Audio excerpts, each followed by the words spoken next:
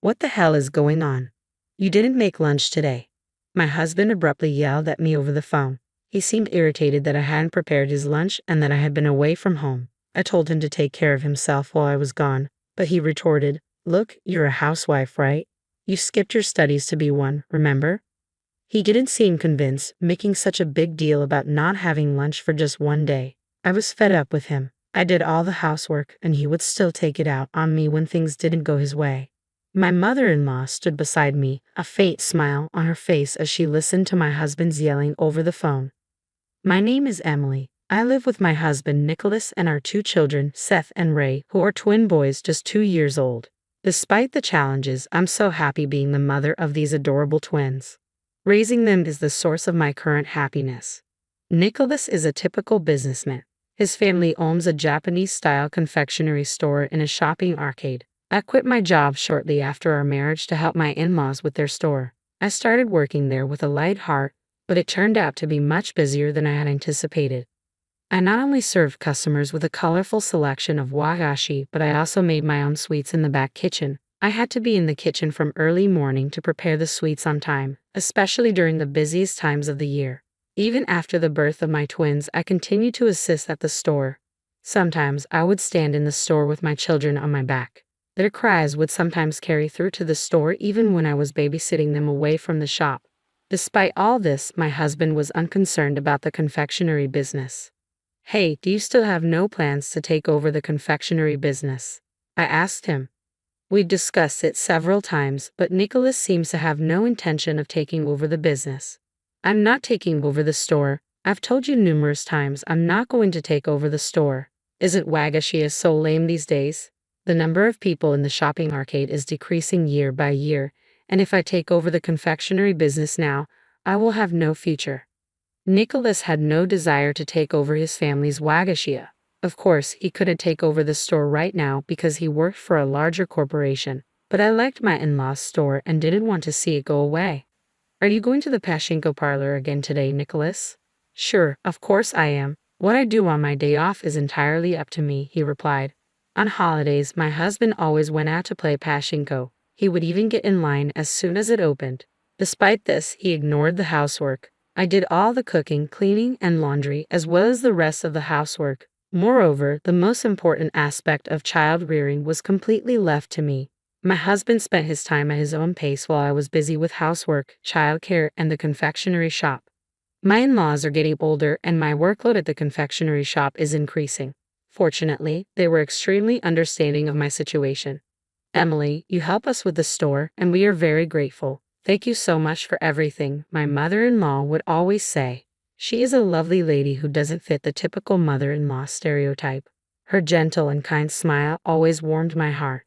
"I really need Nicholas's assistance. He no longer appears to be interested in the confectionery," she explained sadly. My mother-in-law always looked crestfallen whenever we talked about my husband. I suppose she really wants him to take over the company, but her husband refused to agree. "Well, we're lucky to have such a wonderful wife, Emily. We should stop being greedy." My mother-in-law would lavish praise on me. She valued my assistance at the store while I raised my children. When I was at the shop, she and my father-in-law would babysit the kids, which was a big help. My mother-in-law had become my go-to person, someone I could talk to about anything. Of course, she listened to my complaints about my husband. Ironically, the more distant I felt from him, the stronger my bond with my mother-in-law grew. The presence of my in-laws was very reassuring to me. Right now, life felt like a blur. Raising two children meant that each day flew by with no time to think about anything else. As the end of the year approached, the confectionery became busier. It coincided with the end-of-year gift-giving season, and we were in transition. After consulting with my in-laws, I decided to stay at home this year and focus on wagashi preparation. I informed my husband, "What? You're taking the kids and staying at my parents' house?" My husband was clearly upset. I explained that I would only be staying for one night to help out on a busy day. "And what about the housework?" he asked, as expected. For my husband, who does no housework at all, this was a serious problem. If I don't do housework for even one day, he gets upset, even during the busy season for the confectionery. "This time, I'll only be away for one night. Can't you be cooperative during that time? It's just a single day, so everything should be fine, right? If you get hungry, you can prepare some meals." There will be no laundry to do if it's only for one day, I told him, assuring him there was nothing to be concerned about. But he continued to complain. You know what, you're still a housewife, aren't you? I'm telling you again, I'm the family's breadwinner. Who do you think is in charge of feeding our 2 children? My husband began to grumble, and I didn't want to talk to him any longer. Taking action without his permission, I didn't say anything else and took the kids to my in-laws' house without my husband's permission. When I arrived, a lot of work was waiting for me. It was the end of the year and business was brisk at the Wagashia. Orders for year-end gifts were pouring in faster than usual, and my decision to stay and assist was justified. The creation of gift items began with assembling empty boxes, a surprisingly difficult job, especially at the end of the year when hundreds of boxes had to be made for year-end gifts. My in-laws and I divided up the box-making duties. After the first day at my in-laws' house, I was exhausted, but the next day I had to work hard from early in the morning to make wagashi. To prepare for the busy day ahead, I decided to go to bed early. By the time dawn arrived, I had already started working. While the kids were still sleeping, my in-laws and I stayed in the kitchen quietly working on the wagashi. The sun had risen before I knew it, and the fresh morning air signaled a new day. We decided to take a break and eat breakfast. The kids were already awake and ready for their meal. I hurriedly prepared breakfast and served it at the table. They came running up to me, smiling. My in-laws, the children, and I all sat around the table. Just then, my phone rang. It was my husband. What the heck is going on? You didn't make lunch today, he yelled as soon as I picked up. He seemed irritated that there was no lunchbox, which he expected to be available at all times. A shocking proposal. I told him to make his own lunch while I was gone. Had he forgotten? What do you mean, avoiding housework? He demanded, clearly unconvinced. When I suggested he prepare the food himself, he accused me of laziness. What a prick, making such a big deal about not having lunch for one day. He leaves everything up to me, and when things don't go his way, he transforms into this. I was shocked, and my in-laws appeared to be as well. They could clearly hear my husband yelling over the phone. He rambled on about his complaints before abruptly hanging up. Although breakfast had just been served, the living room of my in-laws' house fell silent. My husband lost his cool in such an unreasonable way. Just as expected, the kids seemed to sense the tension and refused to eat their breakfast. My mother-in-law cheerfully said, "Itadakamasu," urging my sons to eat as well, trying to lighten the mood. Then she turned to me and said, "Why don't you divorce my son, Emily?" I froze, my hand hovering over my tea. I never expected my mother-in-law to say something like that. My father-in-law quietly ate his breakfast, an indescribable expression on his face. A turning point. I believe I was a little out of line, but now that you've been told something like that, I hope you've come to your senses, my mother-in-law said, smiling at me. It seems that when someone is truly disgusted, there's nothing left to do but laugh. I feel terrible for you as a mother. You are no longer required to be merciful to my son. Allow your emotions to guide you, she continued. My mother-in-law had probably figured out how I felt about Nicholas by now. She was always supportive and encouraging, and now I knew she was on my side.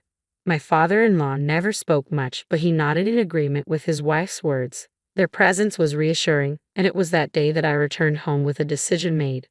Later in the evening, my husband came home with a tense expression, clearly still upset about the lunch. I asked him to take a seat because I needed to speak with him.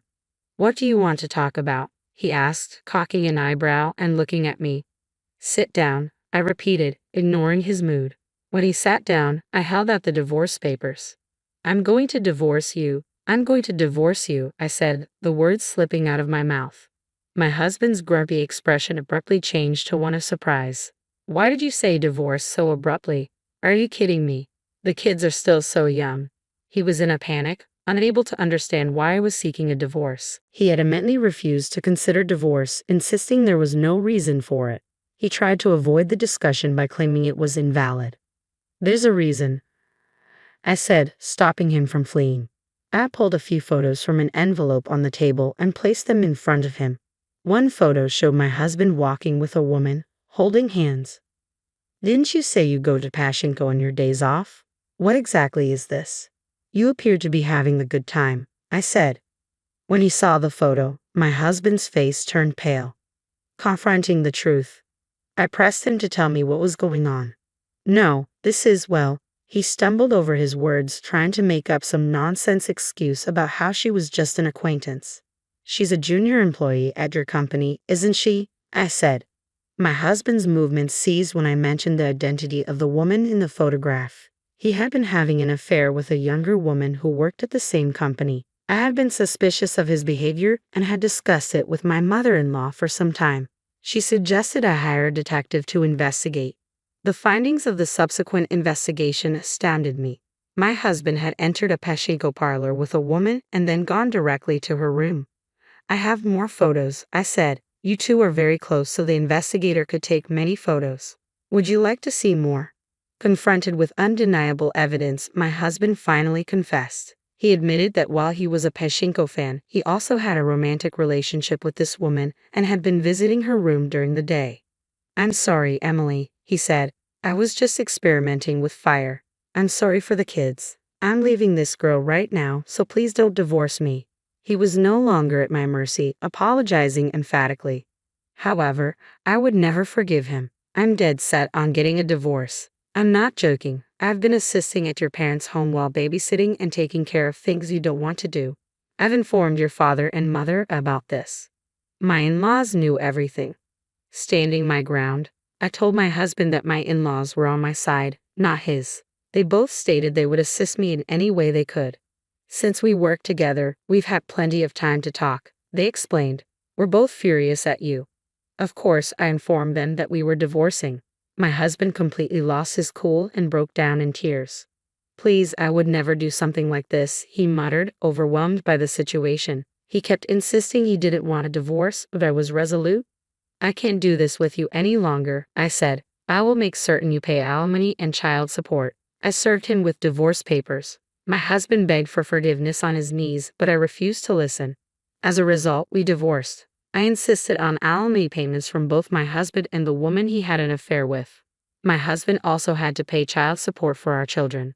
After the company discovered their affair, my husband chose to resign, and the woman lost her position.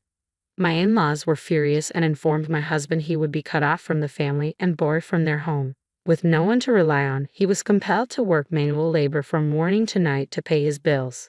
After the divorce, I continued to work at the Wagashia. My in-laws asked me to stay, and I gladly agreed. I enjoy working in the store and, of course, need to support my children. My in-laws want me to run the store after they retire and plan to eventually give me both the store and their home. Naturally, I intend to take over. I will be the proprietress of the confectionery. I will continue to work hard and raise my children while looking forward to the future.